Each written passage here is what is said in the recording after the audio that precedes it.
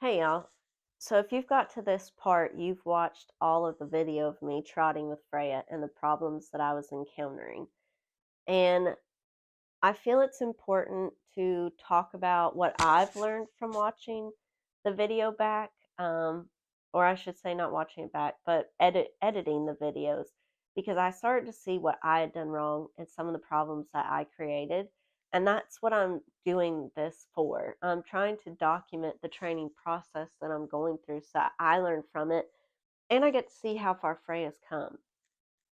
So for this particular trotting video, I want to point out that one, I wasn't being consistent with my riding, and so there was a lot of off days for her, and I was expecting her to just constantly keep progressing and not have any setbacks, and I just don't think that was a good mind frame to be in with a 4-year-old horse, and a 4-year-old that I don't know how much riding she has had before I got her.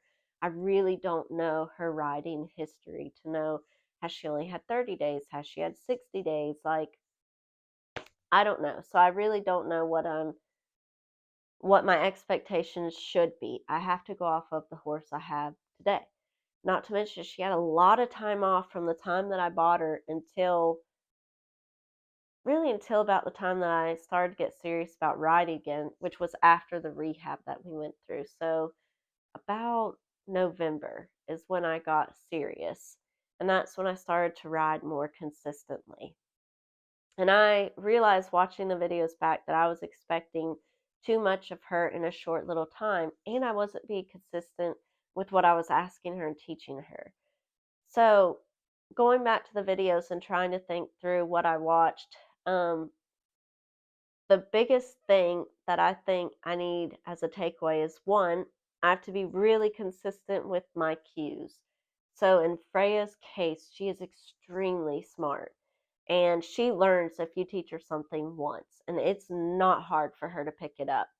So with that said, like one of the things that I'm really good about is when I first get on her, we sit still. I do not want her walking off until I ask her. And so I have to squeeze my legs and say walk, and that's when she walks off. And she knows that. She's really good at that. There's no confusion.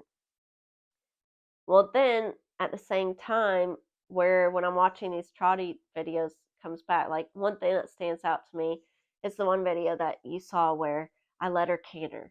Well, I didn't ask her for it and I let her do it. And I really created some confusion with that I'm still going to have to fix to today. And so basically now, not only am I trying to get her to keep a steady pace trotting, but I'm going back and fixing my mistakes. You saw in some of the videos where when I've been to a stop, I kind of was pulling her head in pretty close, pretty tight to where I think I was throwing her off balance.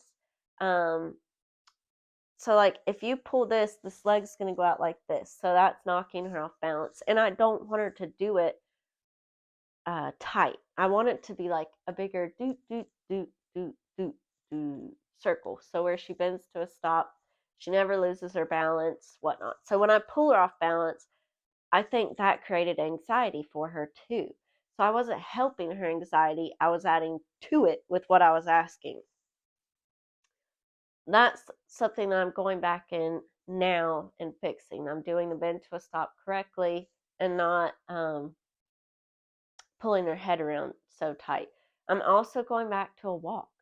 So we're practicing it at the walk. Like yesterday, I got on and we just did a lot of walking, a lot of bend to stops, a lot of change of direction to where she had to constantly think. Like I think that's the other problem too is we teeter between her reactive side of her brain and her thinking side of her brain. The reactive side is, to me, if I understand it right, when she goes fast. That's her reacting to her feelings of being uncomfortable. And I want to keep her thinking because I do realize when she's thinking, she's not reacting like that.